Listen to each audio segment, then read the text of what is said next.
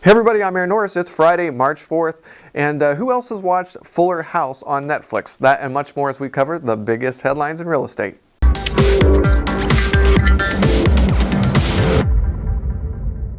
The National Association of Realtors reported a 2.5% decrease in pending home sales. Existing home sales are making a comeback and expected to be between 5.23 and 5.58 million this year nationwide, despite a quick TRID blip last year.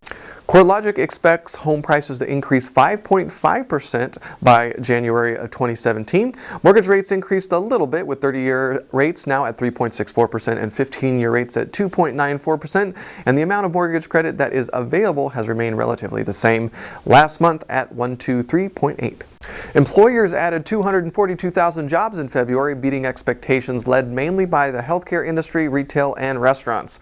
Wage growth is actually down 1.6%, and people just don't like seeing wage growth when it doesn't match with real estate price appreciation. But keep in mind, that doesn't really tell the whole story, because the number isn't taking into considering new labor force workers and those who have been around a while. So it's not the same as being in the company for many years compared to if you're just out of college. So take that into consideration. Part-time and discouraged workers also fell slightly, which is a positive sign.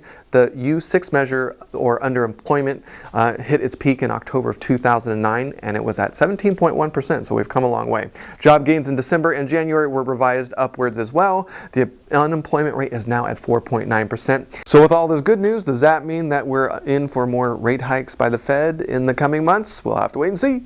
California has officially regained all the jobs they lost during the Great Recession, according to Next 10. While wage growth isn't excellent, Beacon Economics and our friend Christopher Thornburg says California still has an employment boom situation with a matching housing shortage problem. He's been saying that for years. California is one of the leading states in mid to high wage job opportunities, but lack of housing increases prices, and well, are we going to lose people? That's the big question. Next week on March, I believe it's 9th, out in Ontario, Bruce Norris, John Husing, and Christopher Thornburg are going to be doing a market update. This is led by Coldwell Banker Town & Country, Lance Martin. You can go to their website, and it's on our calendar if you're interested. It's not anything we're doing, we're just speaking there, but it's also very interesting because they come from different expertise and have different viewpoints on what's going on in the market. American Homes for Rent and American Residential Properties have finalized their merger. American Homes for Rent was already the largest publicly traded single-family rental company. With the merger, they now have over 47,000 homes in 22 states. More homes equal more efficiencies, less duplication, and will hopefully lead to even more profits, and they've had a pretty impressive run over the last couple of years. Some of the homes being acquired apparently do not fit the company's model, so it'll be interesting to see what they do with those. Just list it with a realtor, or maybe they'll use something like a 10X company or an auction company to get rid of the rest. That'll be fun to see. If you aren't a Netflix subscriber, you may have missed that the Tanner family and Full House is back on the air in the new show Fuller House. The Tanners are crammed back into their San Francisco Victorian in the lower Pacific Heights, a very nice neighborhood in San Francisco. Real estate nerds over at Pop Sugar decided to calculate what the house was worth compared to the Tanners when they bought it back in the 90s. Well, they calculated the 90s price being around $440,000, and today worth a cool $3 million.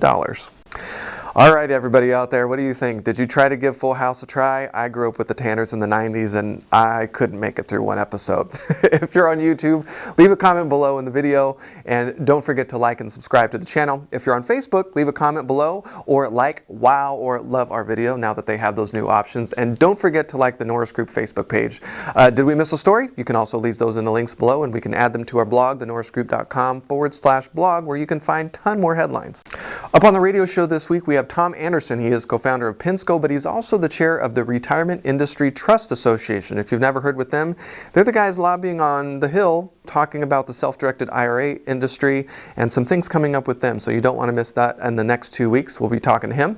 March 9th, we're doing some dual action here. We've got that market forecast out in Ontario, and we're flying there directly to Northern California, where we'll be doing stay put, cash out, or change seats, and then back down to Orange County the very next day in Orange County with OC RIA doing the same talk. March 19th, we'll be up doing cashing in on a boom in Sacramento. We'll be tailoring a lot of the market timing information directly to the Sacramento market and NorCal in general. But Southern California investors, if you missed the one in Southern California, we have another one coming up in a couple of months. Haven't announced it yet, but if you want to come to Northern California, we'd love to see you there. If you need more information on hard money loans, including fix and flip, buy and hold, or new construction, check out the norrisgroup.com. We've got rates starting at just 6.9%, which is just awesomely low. Or if you want more information on trust deed investing with the Norris Group, check out tngtrustdeeds.com. Check out our videos and our free ebook. With that, have a fantastic weekend, and we'll see you next week.